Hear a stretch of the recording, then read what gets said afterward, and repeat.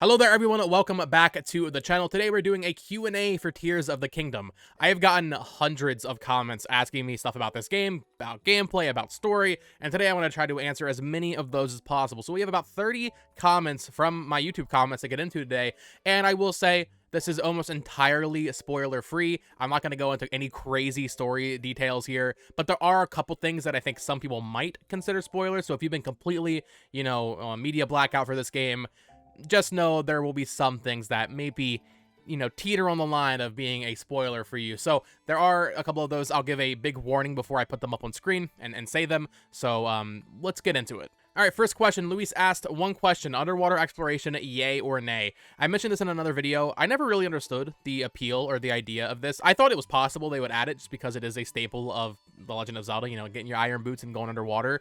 But can you imagine how tedious it would be if you had to go underwater in every body of water in this game?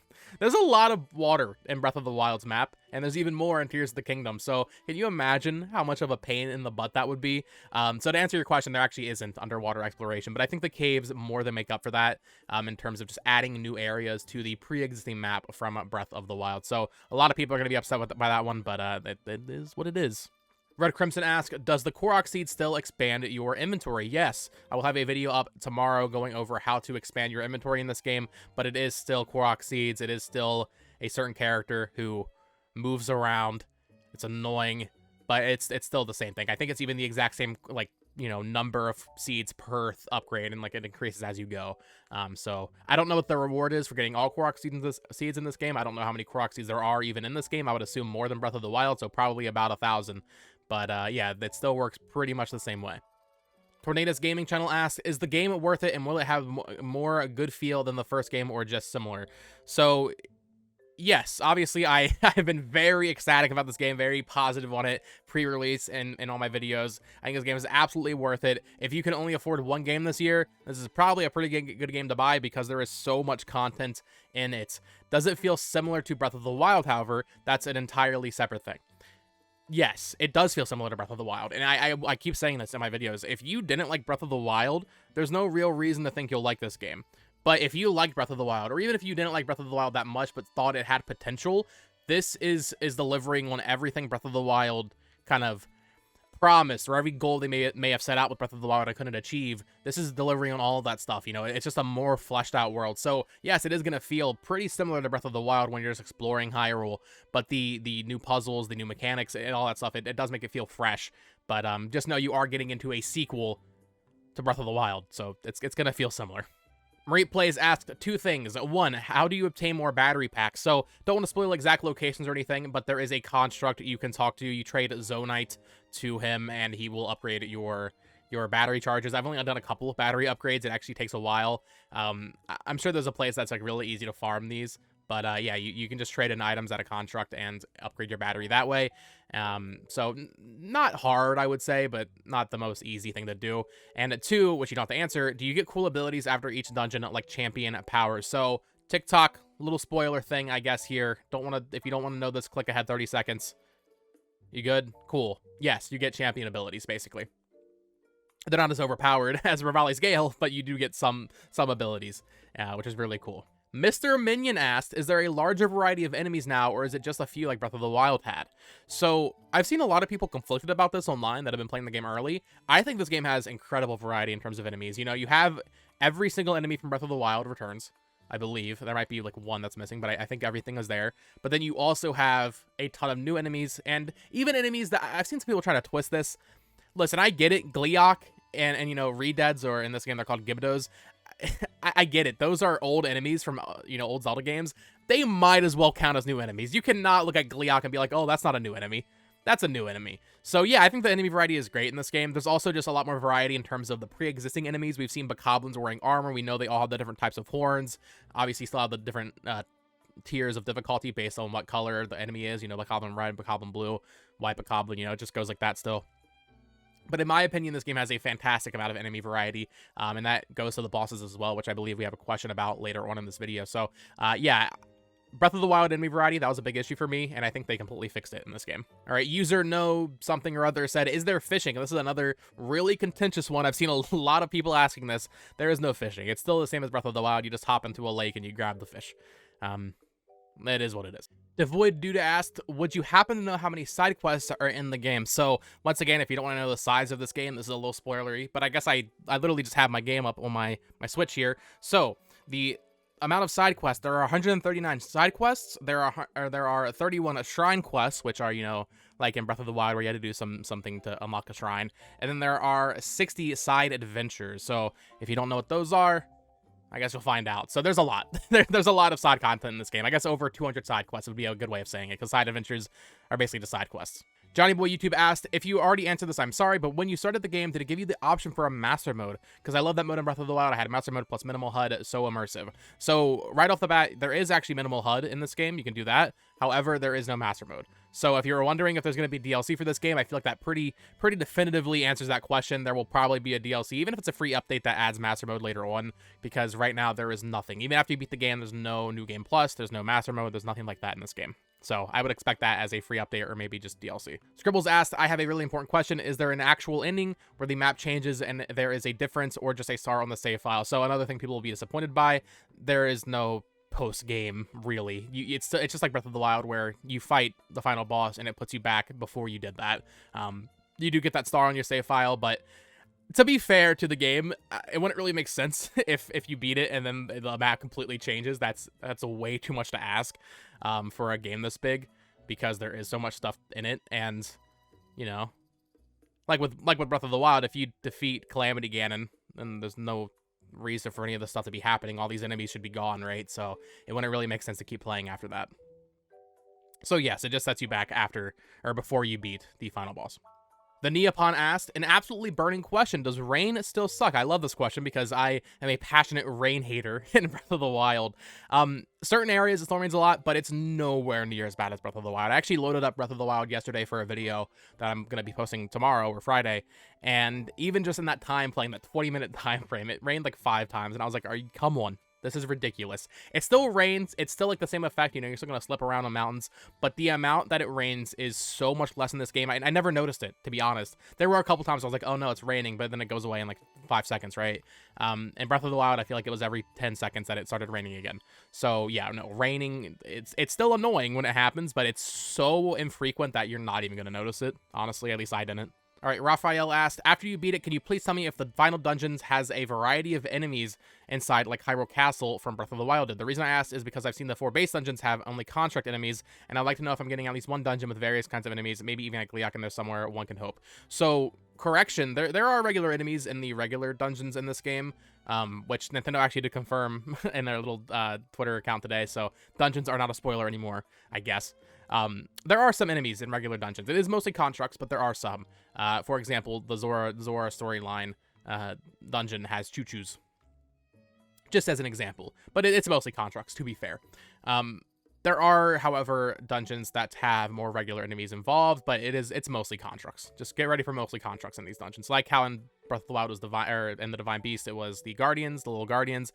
It's mostly constructs, with a few exceptions to that rule. Miles Prower asks, can you pet the dog? Another burning question, just like fishing and if there's underwater. No. I was surprised. At least not that I saw you cannot pet the dog. I tried. I went up to the dog at the stable. It would not let me pet the dog. And I was like, really? Okay, that was surprising to me. Yeah, I was surprised they didn't fix the game. This is a broken game, unplayable. Totally Toffee asked, do the shrines look the same or are they Zonai themed? So, once again, spoiler warning, I guess, because we haven't seen shrines in this game yet, technically. All the shrines look the same. However, they are not the same aesthetically as they were in Breath of the Wild. They're not the, like blue Sheikah theme. They have a more kind of, I don't want to say like muted color scheme, but I actually think they look nicer. But I can see people having an issue with that as well. They are all Zonai themed and they all have the same general aesthetic inside of them, similar to the Sheikah shrines in Breath of the Wild. I have one question: are there redheads in the game? Yes.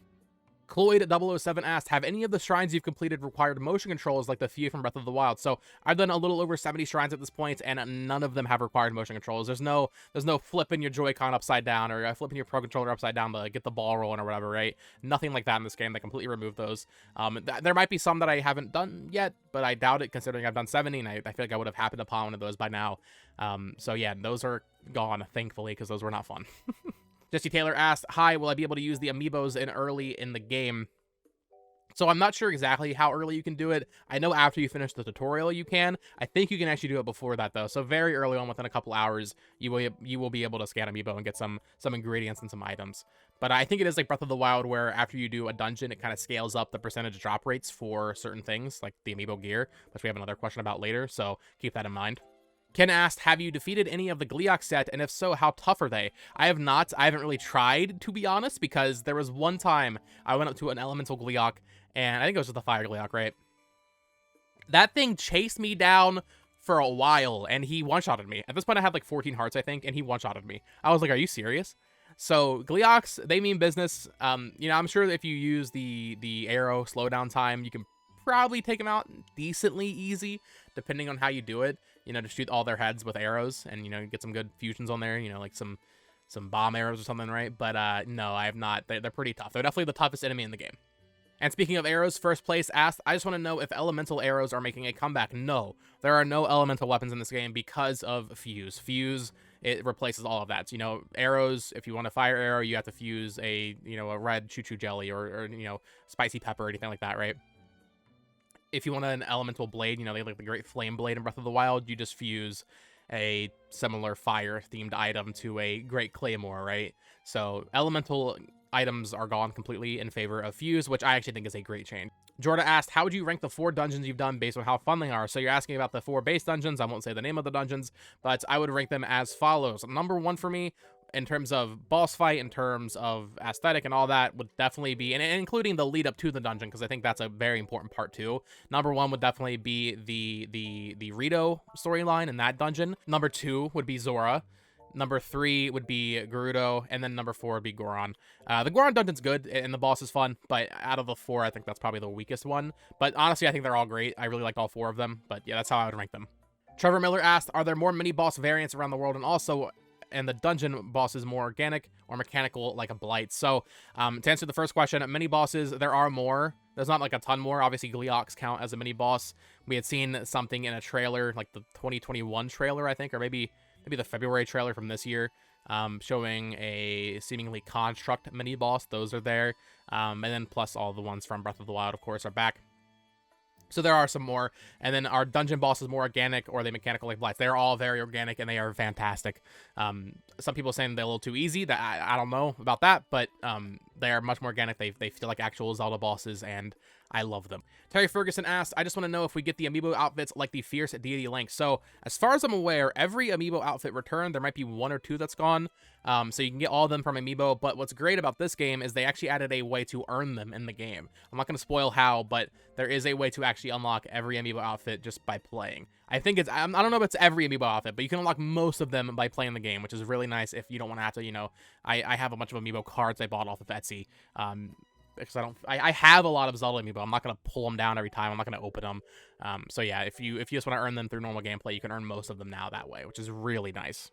The short one asked, without spoiling, how does the story work, i.e. memories or real-time events? So once again, a little spoiler warning, skip ahead like a minute if you don't want to hear this. Final warning, click off. So because of the nature of the story, it's still mostly memories because of what happens. However, there's way more real-time events than in Breath of the Wild, and for those of us that had issues with the memories in Breath of the Wild, and I never loved memories in that game, I'm gonna be honest, you experience the story through, you know, indirect ways like that, I guess. I don't know how to say this without spoiling it too much, but because it's still technically happening, kind of, in the now, I think it's fine.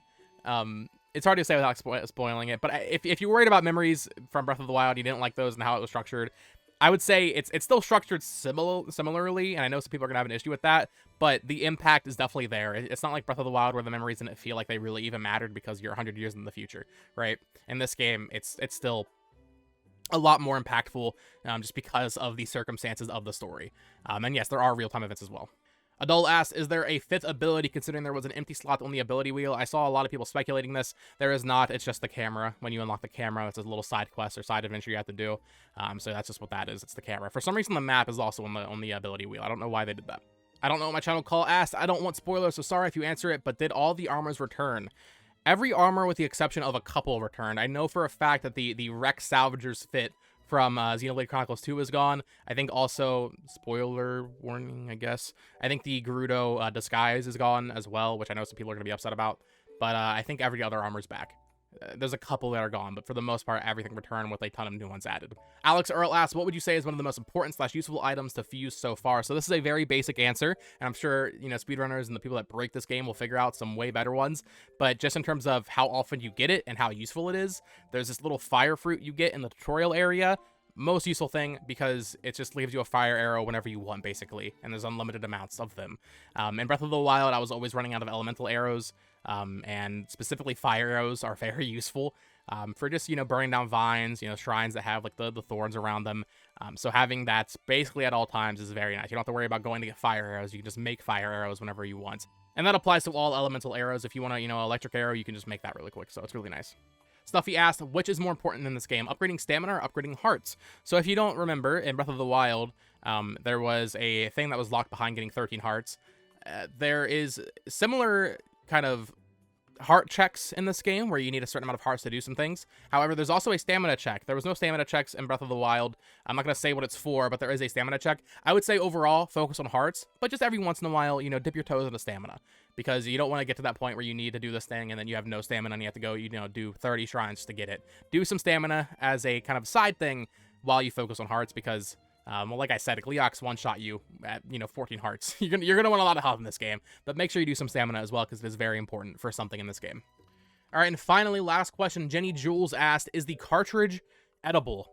Well, here I have my cartridge for the game. A lot of people thought this was fake for some reason. Let's see here.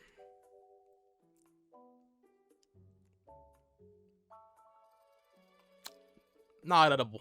Not edible.